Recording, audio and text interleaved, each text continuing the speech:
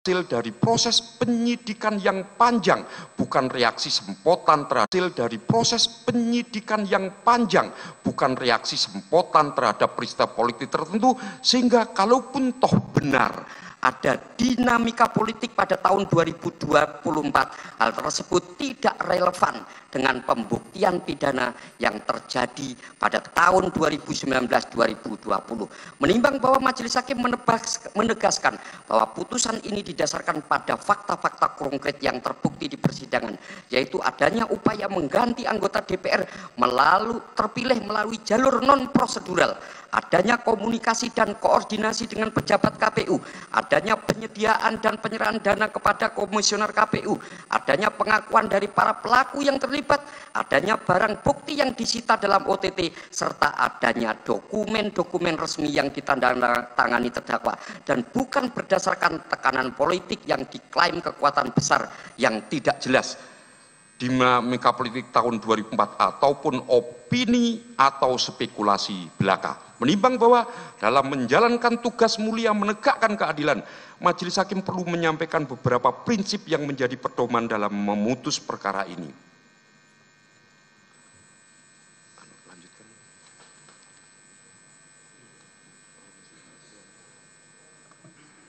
Ruang sidang pengadilan merupakan tempat suci di mana kebenaran dan keadilan dicari melalui pemeriksaan yang objektif terhadap fakta-fakta hukum. Oleh karena itu, majelis akan senantiasa menjaga kemurnian proses peradilan dari berbagai pengaruh yang dapat mengaburkan pencarian kebenaran tersebut.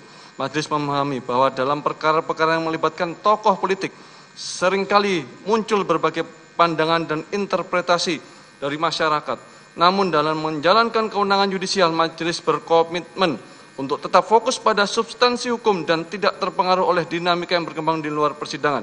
Prinsip keadilan yang sejati mengharuskan majelis untuk tidak takut pada tekanan maupun tidak berpihak pada kepentingan tertentu. Menimbang bahwa berdasarkan seluruh yang tersebut di atas, majelis menyatakan dengan tegas bahwa dalil tentang tekanan politik tidak relevan dengan pembuktian tindak pidana yang terjadi pada tahun 2019 dan 2020. Klaim tentang kekuatan besar tidak didukung bukti dan tidak mempengaruhi pertimbangan hukum. Majelis Hakim hanya tunduk pada fakta, hukum, dan keadilan, bukan pada tekanan dan pengaruh apapun, serta putusan ini murni berdasarkan fakta yang terbukti di persidangan, bukan berdasarkan pertimbangan politik. Menimbang bahwa majelis menegaskan bahwa putusan ini adalah manifestasi supremasi hukum yang tidak mengenal pandang bulu, di mana setiap warga negara diperlakukan sama di depan hukum berdasarkan perbuatannya, bukan status atau afiliasi politiknya. Dan bahkan keadilan sejati hanya dapat dicapai ketika hukum ditegakkan secara konsisten tanpa kompromi terhadap tekanan dan kepentingan apapun di luar fakta hukum yang terbukti. Menimbang bahwa oleh karena terdakwa telah terbukti bersalah melakukan tindak pidana sebagaimana dakwaan kedua alternatif pertama, maka terhadap terdakwa kedua tidak perlu dipertimbangkan lagi. Menimbang oleh karena semua unsur dalam pasal 51 huruf A Undang-Undang Tindak Pidana Tipikor Junto pasal 55 ayat 1 ke 1 KUHP Junto pasal 64 ayat 1 KUHP telah terpenuhi, maka terdakwa menyatakan telah bersalah, terbukti secara sah menyatakan bersalah melakukan tindak pidana sebagaimana dalam dakwaan kedua alternatif pertama. Menimbang bahwa dalam persidangan majelis tidak menemukan hal yang dapat menghapuskan pertanggungjawaban pidana baik dengan alasan pembenaran atau pemaaf, maka terdakwa menimbang oleh karena terdakwa mampu bertanggung jawab, maka harus dinyatakan bersalah dan jatuhi pidana. Menimbang bahwa dalam penjatuhan pidana terhadap terdakwa maka perlu dipertimbangkan terlebih dulu keadaan memberatkan dan keadaan meringankan. Keadaan memberatkan, perbuatan terdakwa tidak mendukung program pemerintah dalam pemberantasan tindak pidana korupsi. Perbuatan terdakwa dapat merusak citra lembaga penyelenggara pemilu yang seharusnya independen dan berintegritas. Keadaan meringankan, terdakwa bersikap sopan selama persidangan, terdakwa belum pernah dihukum, terdakwa memiliki tanggung keluarga, terdakwa telah mengabdi pada negara melalui berbagai posisi publik. Menimbang bahwa tujuan pemindahan bukanlah sarana balas dendam, melainkan sebagai salah satu upaya membina agar yang bersangkutan menjadi manusia lebih baik dan berguna bagi masyarakat, bangsa dan negara, serta memberikan efek jerah kepada pelaku maupun pihak lain agar tidak melakukan tindak pidana yang sama.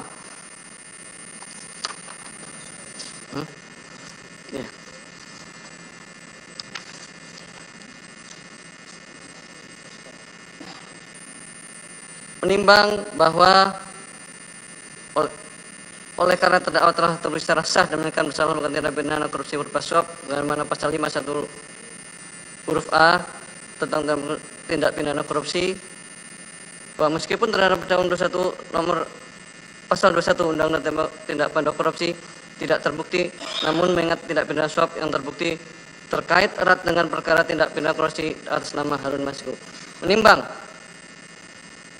bahwa majelis akan mempertimbangkan barang bukti yaitu berupa nomor 1 sampai dengan 205 memiliki keterkaitan dengan rangkaian peristiwa tindak pidana korupsi dalam perkara suap penetapan calon anggota DPR RI terpilih di mana Harun Masiku diduga sebagai pemberi suap dan masih dalam status buron. Menimbang bahwa sesuai dengan tuntutan umum dan untuk kepentingan pembuktian dalam Harun Masiku yang masih dalam proses penyidikan, maka seluruh barang bukti tersebut diperlukan sebagai alat bukti. Menimbang bahwa berdasarkan pertimbangan-pertimbangan tersebut di atas, maka seluruh barang bukti mulai nomor 1 sampai 205 dalam perkara terlampir dipergunakan untuk perkara atas nama Harun Masiku, kecuali barang bukti berupa 1 buku warna hitam bertuliskan Kompas TV teman terpercaya, 1 buku warna hitam bertuliskan Erika E156 personal notebook, dan 1 buah buku notebook warna merah putih bertuliskan PD Perjuangan dengan alasan bahwa terdakwa telah dibebaskan dari dakwaan perintangan dalam dakwaan pertama berdasarkan pertimbangan ketentuan pasal 46 ayat 2 KUHP. Barang bukti yang tidak ada hubungan dengan perkara lain dikembalikan kepada orang atau kepada mereka yang berhak menerimanya. Menimbang oleh bahwa karena terdakwa jatuh pidana, maka berdasarkan pasal 22 ayat 4 KUHP masa penangkapan dan penahanan telah dijalani dikurangkan dari seluruh pidana jatuhkan. Menimbang bahwa karena terdakwa ditahan dalam penahanan dan penahanan terhadap terdakwa dilandasi alasan yang cukup, maka perlu ditetapkan agar terdakwa tetap berada dalam tahanan. Menimbang bahwa oleh karena terdakwa nyatakan bersalah dan jatuh pidana, maka harus diberi pula membayar biaya perkara. Menimbang bahwa dalam persidangan ini majelis telah menerima masukan substansif melalui amicus curiae dari tokoh-tokoh termuka termasuk Romo Frans Magnus Suseno sebagai filsuf dan pemikir konstitusional, mantan Jaksa Agung Marzuki Darusman, serta 22 akademisi dan praktisi hukum lainnya yang memberikan perspektif mendalam tentang aspek yuridis, filosofis, dan konstitusional dalam perkara ini, yang merupakan manifestasi penting dari prinsip demokrasi konstitusional dan transparansi peradilan yang sejalan dengan semangat saling mengawasi dan mengimbangi sebagaimana diamankan dalam Undang-Undang 1945. Menimbang bahwa amicus curiae telah mengangkat permasalahan substansi dalam perspektif sosio-legal yang memerlukan perhatian serius dari majelis, khususnya tentang kekhawatiran tentang kemungkinan politically motivated prosecution, timing dan motivasi penuntutan yang dapat mempengaruhi persepsi keadilan, pentingnya menjaga independensi peradilan dari tekanan politik, kompleksitas hukum pidana dalam perkara korupsi, serta dampak putusan terhadap kepercayaan publik dan kelangsungan demokrasi di Indonesia yang menunjukkan kepedulian mendalam terhadap supremasi hukum dan demokrasi konstitusional. Menimbang bahwa majelis mengapresiasi semangat kepedulian konstitusional yang ditunjukkan para tokoh dalam amicus curiae dan menegaskan bahwa independensi peradilan yang sejati bukan berarti isolasi dari keprihatinan sah masyarakat, melainkan kemampuan untuk mengambil keputusan yang objektif, tidak memihak dan berdasarkan hukum tanpa terpengaruh oleh tekanan politik, kepentingan golongan atau motivasi di luar pencarian kebenaran dan keadilan, di mana majelis telah menerapkan prinsip dalam keraguan menguntungkan terdakwa tidak hanya terhadap fakta-fakta substantif, tapi juga terhadap aspek-aspek prosedural. Menimbang bahwa dalam memeriksa perkara ini majelis telah menerapkan standar analisis yang ketat terhadap setiap dakwaan, di mana dakwaan 1 mengenai kepentingan perintangan penyidikan, majelis telah melakukan analisis dalam terhadap karakteristik delik material versus delik formil, aspek temporal yang berkaitan dengan perbedaan antara penyelidikan dan penyidikan, serta persyaratan ketat konkret dalam delik material yang pada akhirnya berkontribusi pada keputusan majelis untuk membebaskan terdakwa dari dakwaan tersebut karena tidak terpenuhi unsur-unsur secara temporal dan material.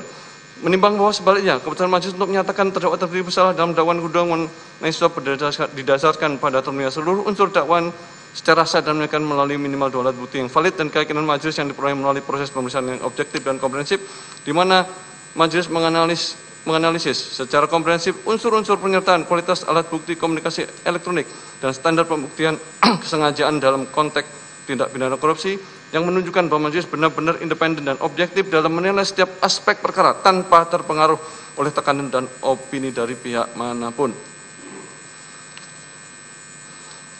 Menimbang bahwa majelis menyampaikan penghargaan mendalam atas kontribusi substantif yang telah diberikan melalui amicus curiae dan menegaskan bahwa seluruh masukan tersebut telah menjadi pertimbangan integral dalam proses pengambilan keputusan, bukan sekedar sebagai referensi tambahan, melainkan sebagai masukan penting untuk memastikan bahwa putusan yang dijatuhkan benar-benar mencerminkan nilai keadilan konstitusional, keadilan prosedural, dan kesetaraan substansif yang menjadi fondasi sistem peradilan dalam negara hukum demokratis, dengan tetap menghormati semangat pencarian keadilan yang disampaikan oleh para tokoh melalui amicus curiae, dan berharap bahwa putusan ini dapat memberikan kontribusi akademik sebagai bentuk menjaga prinsip proses hukum yang adil dan menjunjung tinggi integritas peradilan pidana di Indonesia agar terwujudnya negara hukum yang demokratis.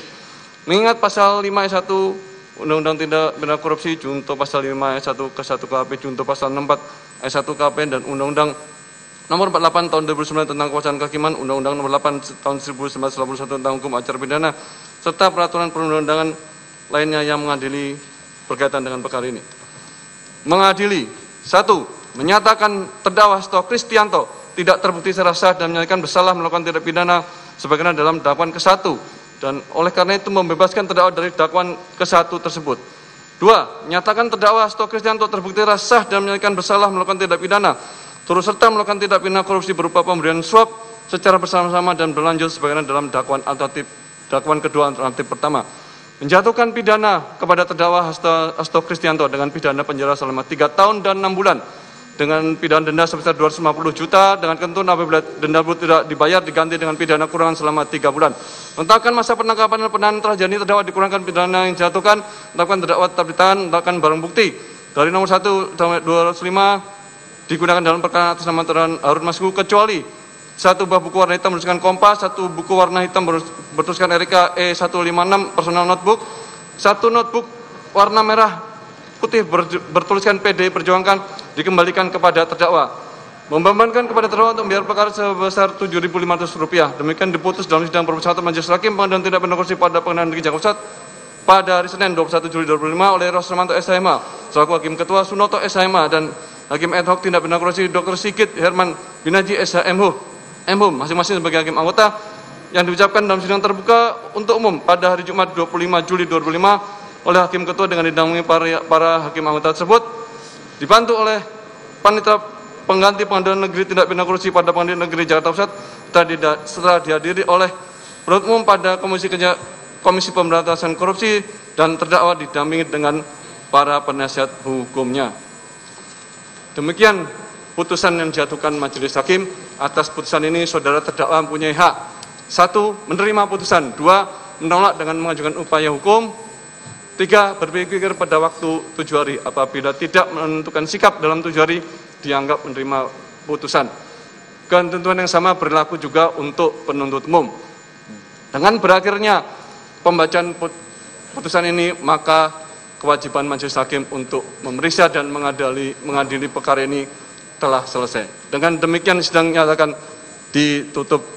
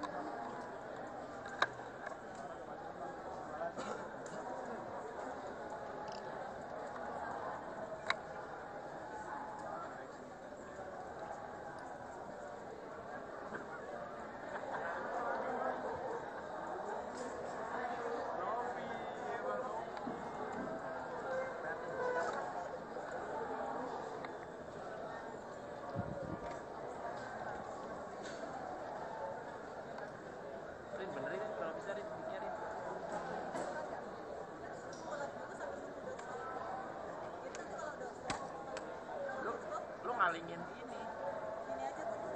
Serius. Nanti kalau udah dosa kita langsung turun ya. Kita maksudnya langsung dosa gue langsung badan gue. Iya, badan gue. Halo Mas.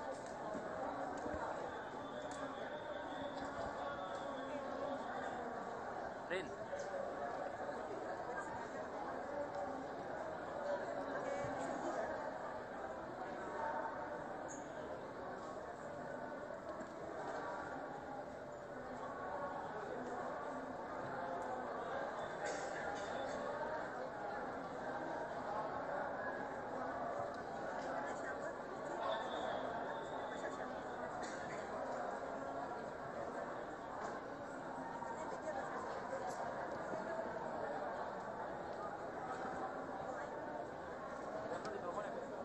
Mati.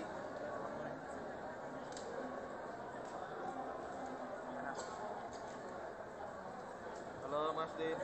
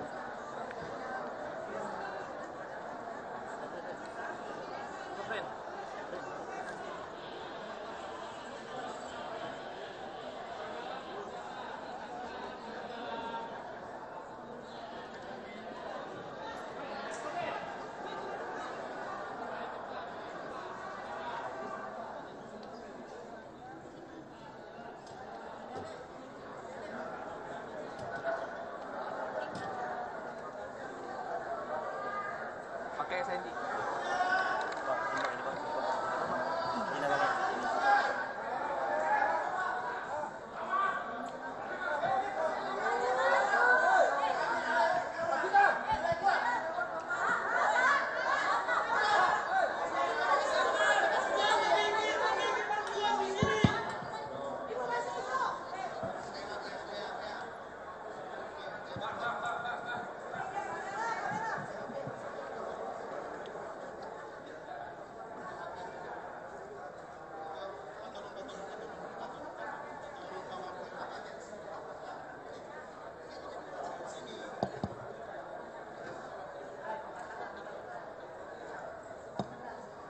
Audionya aman Mas.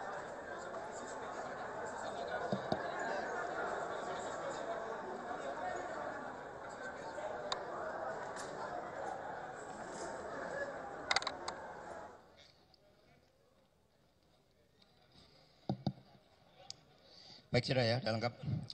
Baik, terima kasih rekan-rekan pers. Assalamualaikum warahmatullahi wabarakatuh. Salam damai sejahtera untuk kita semuanya. Om Swastiastu, Namo Buddhaya, salam kebajikan, Rahayu. Rekan-rekan pers, terima kasih.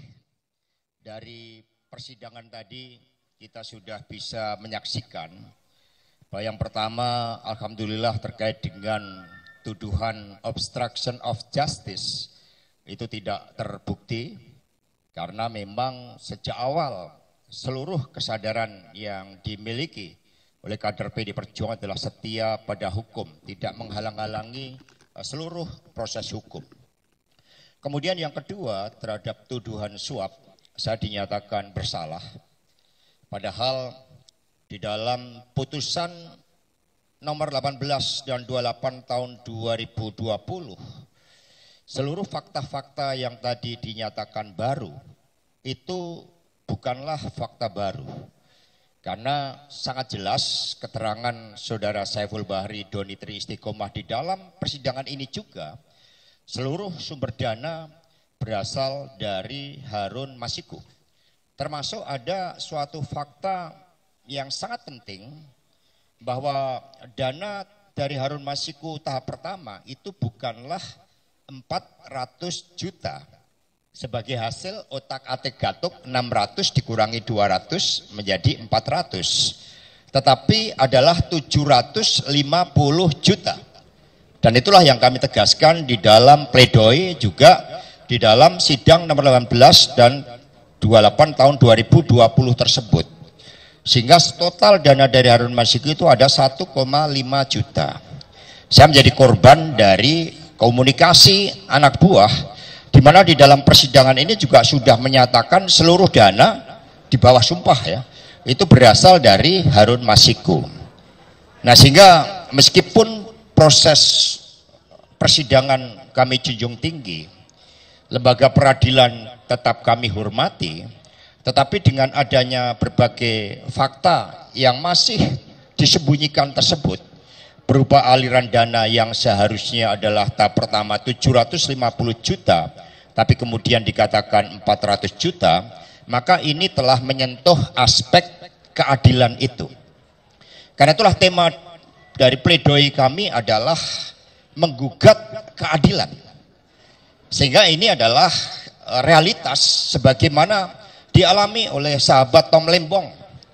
Bagaimana hukum telah menjadi alat kekuasaan. Karena sejak awal, bahkan beberapa hari yang lalu, saya sudah mengetahui informasi-informasi terkait angka 3,6 tahun sampai 4 tahun. Sejak bulan April. Maka saya memutuskan saat itu karena putusan yang merupakan aspek kekuasaan itu ada, tidak bisa saya hindari. Sebagaimana Tom Lembong juga tidak bisa menghindari, sebagaimana mereka-mereka mencari keadilan juga tidak bisa menghindari. Maka saya sudah mengantisipasi dengan cara apa? Saya bulan Juni kemarin sudah diterima sebagai mahasiswa S1 Hukum. Karena saya menghitung itu. Menghitung bahwa bulan April saya sudah mengetahui adanya tuntutan sekian, adanya hukuman sekian. Maka risk responnya adalah, karena ini kekuasaan, saya mengambil kuliah S1 Hukum dan sudah diterima.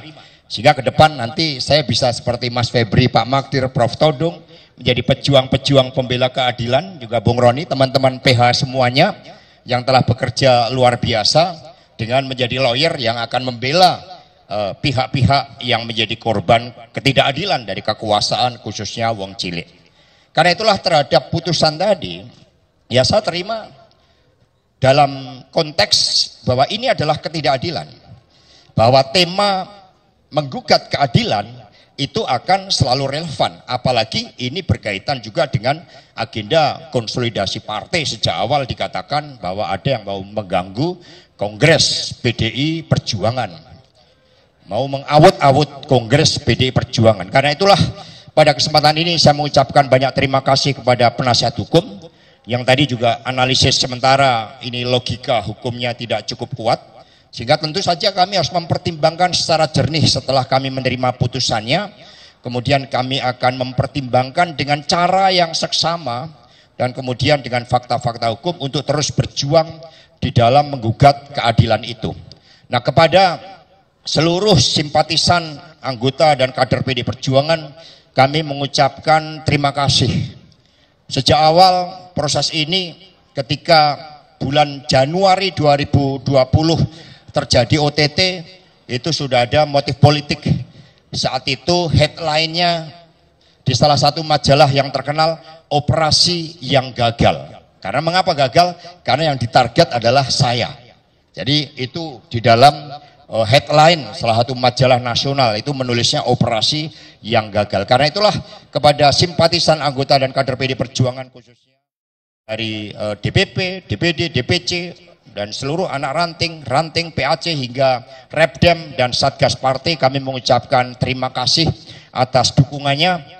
Dengan putusan ini kepala saya tegak karena kita terus akan melawan berbagai ketidakadilan itu. Kita akan menggugat keadilan agar cita-cita keadilan sosial bagi seluruh rakyat Indonesia betul-betul dapat terwujud. Jadi maju tak gentar, kita tidak boleh menyerah, dan saya akan gunakan setiap waktu, setiap detik sebagai karunia Tuhan di dalam memperjuangkan keadilan bersama dengan seluruh komponen masyarakat yang lain, karena kasus yang dikaitkan dengan saya, teman-teman pers, rakyat Indonesia boleh melihat putusan nomor 18 dan 28 tahun 2020, hal-hal terkait dengan dana 800 juta, 50 juta, 400 juta, semuanya sudah clear dan tidak ada kaitannya dengan saya, apalagi ada suatu motif. Buat apa? Keuntungan apa yang saya peroleh dengan memberikan suatu dana? Maka catatan di dalam persidangan ini, dalam pledoi kami bahwa Saiful Bahri saat itu juga mendapatkan intimidasi karena ketika dia diperiksa sebagai saksi dalam situasi dia tersandera oleh kasus-kasus akibat penggeledahan, ditemukan 2 senjata api di rumah mantan istrinya. Demikian pula Wahyu Setiawan juga ditekan, diancam TPPU, tindak pidana pencucian uang. Saudara Hasyim Asy'ari juga diancam berkaitan dengan sewa private jet. Fakta-fakta itu ternyata tidak menjadi pertimbangan. Namun sebagai proses hukum kami hormati, tetapi keadilan tidak akan pernah lari dari setiap upaya untuk memperjuangkannya. Terima kasih, dan selanjutnya dari penasihat hukum kami persilakan. Sekali lagi, jangan pernah menyerah, maju tak gentar membela keadilan. Mari! Oke, saudara-saudara sekalian, menyambung Mas Hasto, saya ingin menambah saja beberapa hal. Pertama, saya hanya ingin mengatakan bahwa saya punya mixed feeling. Kenapa saya katakan mixed feeling? Karena pada dakwaan pertama mengenai obstruction of justice itu kita melihat legal reasoning, nalar hukum yang cukup bagus dari majelis hakim, dan saya mengapresiasi pertimbangan-pertimbangan hukum yang dibuat oleh majelis hakim sejauh mengenai obstruction of justice. Kenapa? Karena memang sejak awal kami dari tim kuasa hukum tidak melihat ada alasan-alasan hukum apapun untuk mendakwa Saudara Hasto Kristianto melakukan obstruction of justice. Jadi ini satu presiden yang bagus, ya, satu legal reasoning yang bagus yang kita harus pertahankan. Dan kalau sebelumnya kita sangat pesimis, sangat skeptis melihat legal reasoning atau nalar hukum dari majelis hakim, kali ini kita melihat ada titik, ya, nokta harapan bahwa legal reasoning itu bisa kita dapatkan kalau kita berjuang dengan sungguh-sungguh, dengan serius untuk menegakkan hukum dan keadilan.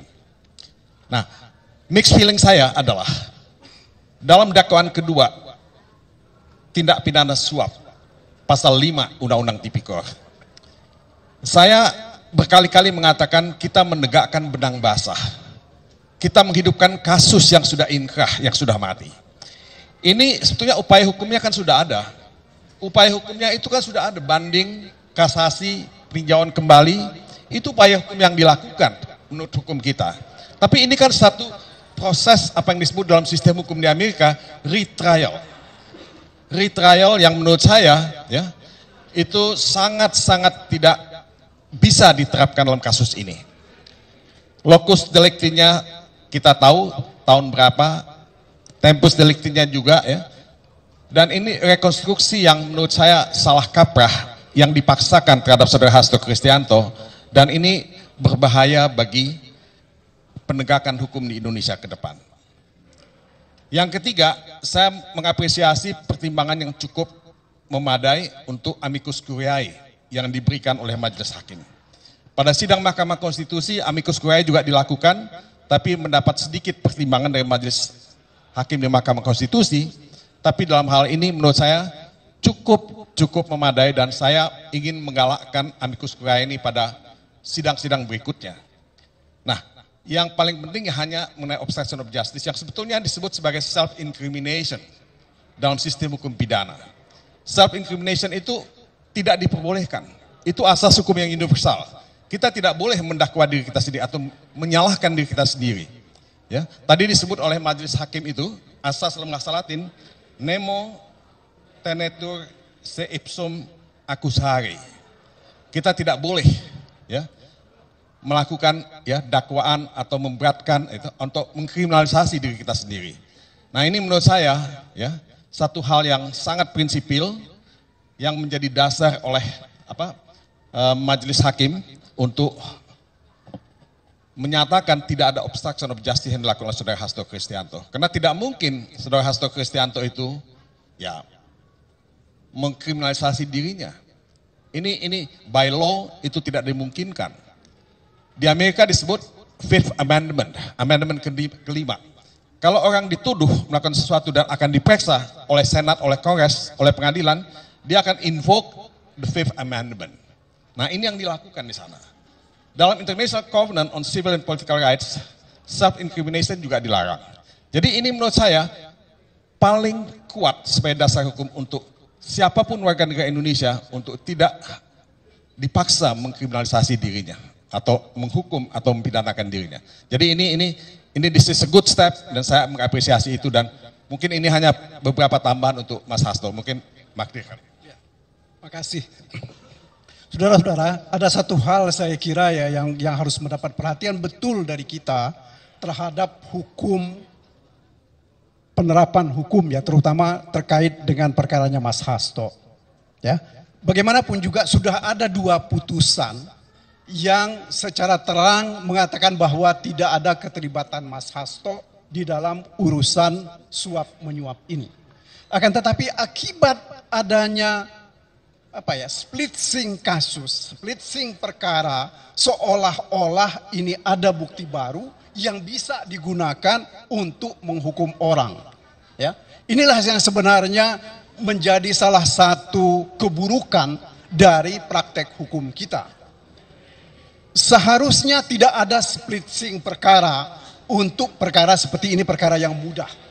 Splitsing perkara itu umumnya dilakukan terhadap perkara-perkara yang sangat sulit dan sangat besar, terutama melibatkan organisasi-organisasi kejahatan, sehingga displitsing.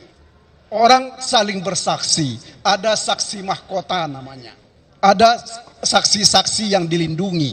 Nah, dalam perkara ini ya di-split memang, tetapi tidak hak-hak dari saksi mahkota itu tidak diberikan. Ini hanya sekedar digunakan untuk menghukum semua orang. Ya, jadi bukan untuk mencari keadilan bagi orang-orang tertentu. Nah, inilah yang harus kita sesalkan, dan akibatnya sekarang ini terjadi perbedaan fakta, terjadi perbedaan pertimbangan dalam perkaranya Pak Hasto dan dalam perkaranya Wahyu Setiawan dan Tio beserta Saiful Bahri, ya, terutama menyangkut uang 400 juta rupiah. Saya kira itu dari saya sebagai tambahannya. Terima kasih. Selanjutnya Bung Febri. Ya, saya sedikit. Persidangan hari ini membuktikan bahwa ini adalah pesanan politik. Teman-teman, yang kami soroti adalah persidangan yang katanya ini sidang terbuka.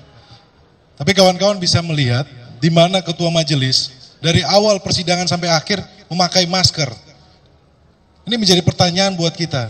Yang kedua, ketika seorang penyidik itu dihadirkan di dalam persidangan, walaupun tadi dalam pertimbangan, walaupun kriteria seorang penyidik bukanlah sebagai keluarga seperti di KUHP, tapi nalar hukum kita tidak bisa menerima. Bagaimana seseorang yang memeriksa saksi bukti yang dituangkan dalam BAP kemudian bercerita hasil pemeriksaan tersebut, ini di luar nalar hukum kita, kawan-kawan. Siapapun tidak akan bisa menerima ini. Mau aktivis hukum, profesor hukum, tidak akan terima. Nah inilah yang kami sebut bahwa kasus ini adalah kasus pesanan politik teman-teman. Hari ini saja persidangan banyak mahasiswa yang datang, mohon maaf, bukan mahasiswa saya lihat. Itu seperti orang yang sengaja untuk didatangin untuk demo, untuk memaksa supaya pengadilan menjatuhkan vonis terhadap Mas Hasto Kristianto. Kawan-kawan, perjuangan ini belum selesai. Kami tim hukum melihat bahwa ada beberapa catatan yang menurut kami sangat tidak bisa diterima terkait dengan putusan 1828 sudah jelas bahwa uang suap itu dari Harun Masiku. Terhadap saksi yang melakukan chat kita sudah periksa di persidangan, kita menanyakan uang tersebut dari Harun Masiku. Oleh sebab itu nanti upaya hukum nanti akan kita sampaikan beberapa hari kemudian. Selanjutnya Mas.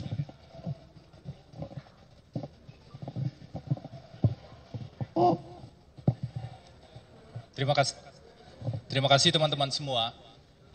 Ada begitu banyak, tadi sambil menyimak pertimbangan yang disampaikan majelis hakim, kami mencatat begitu banyak catatan yang signifikan. Jadi begitu banyak catatan yang signifikan dari pertimbangan yang disampaikan oleh majelis hakim tersebut. Nanti akan kami uraikan, namun terlebih dahulu secara profesional izinkan kami juga menyampaikan secara institusional kami menghargai institusi peradilan ini, kami menghargai pelaksanaan tugas dari majelis hakim yang sudah memeriksa sampai dengan memutus pada hari ini, sekitar 5 bulan persidangan berjalan, dan secara institusional kami tentu juga menghargai pelaksanaan tugas dari para penuntut umum yang sudah berupaya membuktikan sampai dengan akhir hari persidangan ini. Lalu apa catatan krusial yang bisa kami sampaikan? Kami mencatat setidaknya ada 9 catatan krusial yang penting bagi penegakan hukum kita, satu, dan yang kedua, penting sekali untuk dikoreksi ke depan agar tidak jatuh korban-korban berikutnya dalam sebuah proses peradilan tanpa dasar bukti yang kuat. Pertama, terkait dengan obstruction of justice, terkait dengan dakwaan yang pertama yaitu pasal 21, kami menghargai apa yang dipertimbangkan oleh majelis hakim. Misalnya ketika majelis hakim mengatakan mengadopsi argumentasi pembelaan yang sudah kami bangun dan kami sampaikan, yaitu pasal 21 itu adalah delik material. Kenapa ini penting? Agar tidak semua orang bisa dijerat dengan mudah dengan pasal 21 ini. Kalau pasal 21 itu delik material, maka wajib dibuktikan penyidikannya tidak jadi dilaksanakan, penyidikannya gagal dilaksanakan. Ini bagian yang krusial yang kami argumentasikan sejak awal, baik dari ahli, dari pendapat, sejumlah alat bukti, dari buku, dan juga dari argumentasi-argumentasi yuridis yang kami ucapkan. Pasal 21 atau obstruction of justice adalah delik material, akibatnya wajib dibuktikan. Dan tadi majelis hakim dengan baik memahami itu dan menuangkan dalam pertimbangannya. Poin kedua adalah penegasan bahwa pasal 21 tidak termasuk pada tahap penyelidikan. Kita tahu Pak Hasto dituduh melakukan 2 hal. Pertama, pada tanggal 8 Januari 2020, pada saat itu masih tahap penyelidikan.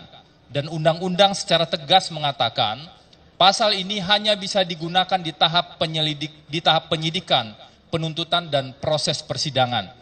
Ini penegasan yang sangat bagus dan kami harap ini bisa jadi standing posisi dari institusi peradilan di Indonesia, karena jangan sampai kemudian pasal yang hanya mengatur sampai dengan penyidikan kemudian ditarik seperti karet sehingga menjadi pasal karet ditarik pada tahap penyelidikan. Dan semoga ini juga menjadi inspirasi bagi proses-proses yang berjalan saat ini baik di institusi penegak hukum, di kepolisian, kejaksaan, ataupun di KPK. Poin berikutnya yang juga ditegaskan adalah azas non-self-incrimination. Dalam bahasa lain, secara sederhana hakim mengatakan seseorang itu punya hak untuk tidak dijerat atas pernyataan atau tindakannya sendiri.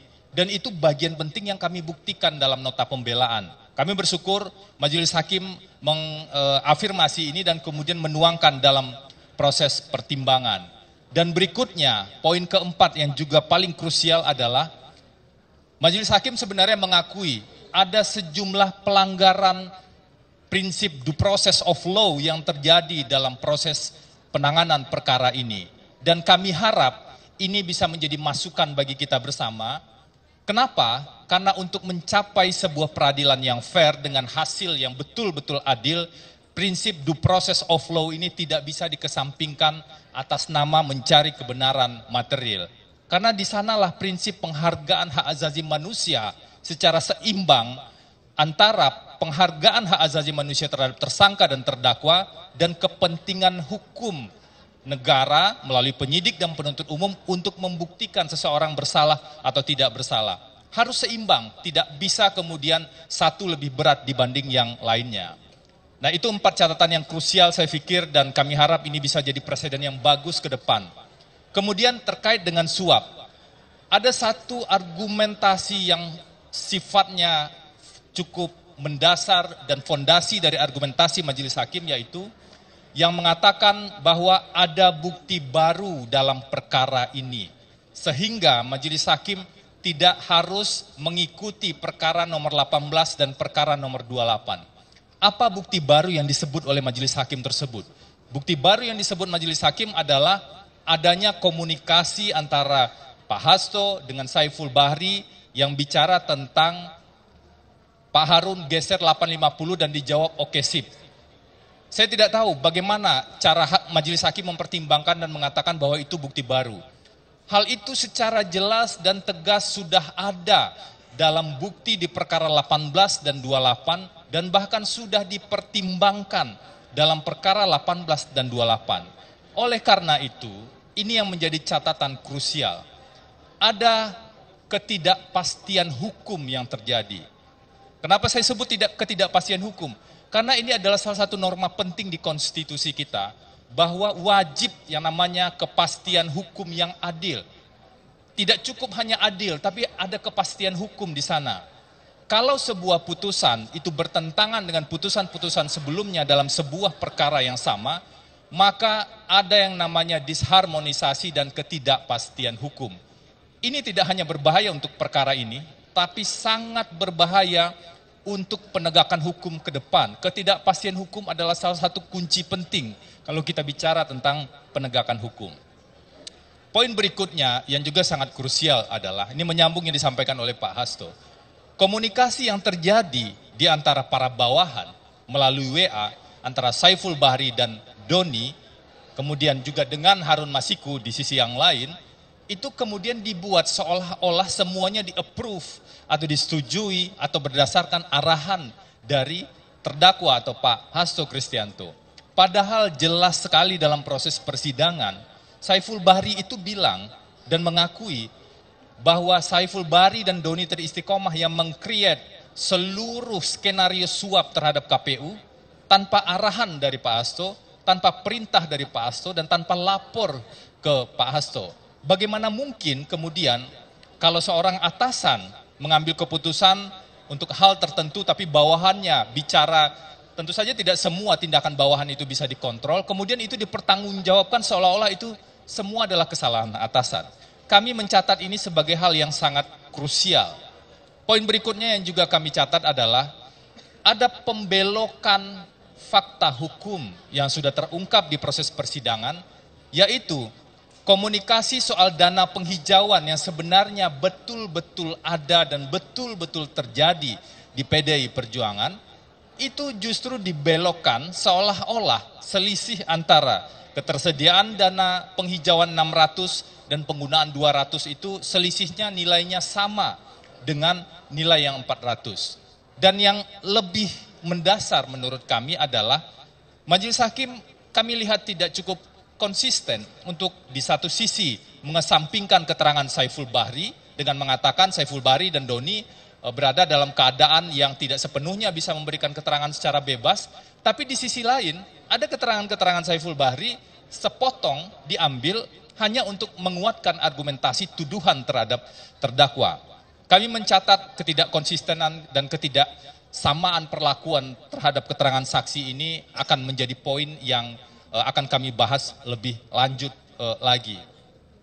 Berikutnya, ada inkonsistensi di dakwaan pertama di pasal 21, majelis hakim mengatakan bahwa tindakan yang dilakukan terdakwa adalah tindakan dalam kapasitas organisasi dan tindakan formil atau tindakan legal, mengajukan judicial review, menyurati KPU, meminta fatwa, dan kemudian mengurus terkait dengan administrasi lainnya, itu adalah hal-hal yang legal. Tapi di dakwaan kedua itu seolah-olah dicampur adukan dengan pergerakan yang dilakukan oleh Saiful Bahri dan kawan-kawan. Padahal ini adalah dua hal yang terpisah. Sehingga kami tidak saja menemukan adanya inkonsistensi antara putusan ini dengan dua putusan sebelumnya yang sudah berkekuatan hukum tetap, kami juga menemukan inkonsistensi antara di bagian-bagian putusan ini sendiri, baik terkait dengan pertimbangan dakwaan pertama dan kedua, ataupun terkait dengan menempatkan saksi Saiful Bahri dan juga saksi Doni Tri Istiqomah dalam rangkaian pembuktian ini. Sehingga dari 9 catatan tersebut, kami menilai, terutama untuk suap yang terakhir ada 5 poin, kami menilai ada persoalan serius dalam pertimbangan hukum ini. Meskipun sekali lagi kami tegaskan secara profesional, tentu kita wajib menghargai institusi peradilan ini. Saya pikir itu dulu, terima kasih. Baik, terima kasih. Jadi sudah bisa tertawa lega. Karena penjelasan-penjelasan tadi sangat fundamental di dalam proses putusan di pengadilan. Ada pertanyaan? Jadi kami akan pelajari secara cermat putusannya setelah kami terima, kemudian kami akan tentukan langkah-langkah hukumnya. Tetapi dari penjelasan Prof. Todung, Pak Magdir, Bung Roni, Bung Febri, dan juga saya tadi, sudah ada suatu argumentasi yang sangat kuat bahwa menggugat keadilan itu adalah tema sentral kita, seluruh anak bangsa. Karena itulah jalur hukum ini tetap kita tempuh, buat seluruh simpatisan anggota dan kader PD Perjuangan tetap tenang. Kami mengucapkan terima kasih juga atas dukungan amicus curiae dari para guru besar yang mohon maaf namanya tidak bisa saya sebut satu persatu. Itu sudah menjadi suatu kekuatan moral di dalam memperjuangkan keadilan ini, dan juga semangat itu akan terus menyala. Itu jawabannya. Makasih. Tadi menggarisbawahi yang soal Mas Hasto sempat menyebut motif politik soal vonis Mas Hasto dan Pak Tom Lembong kemarin itu kan berbau politis dan mau mengacak-acak Kongres PDIP. Apakah ada hubungannya dengan nanti Pilpres 2029 mungkin Mas ke arah sana? Pilpres masih lama ya. Ya.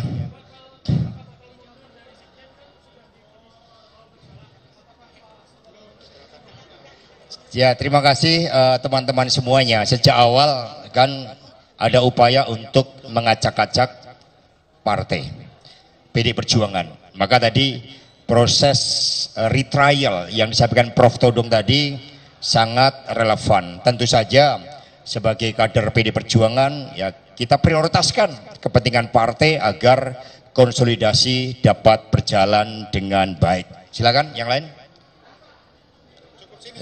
Ya, udah cukup ya.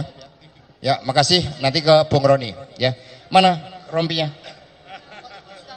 Oh langsung. Oh ya, makasih. Merdeka.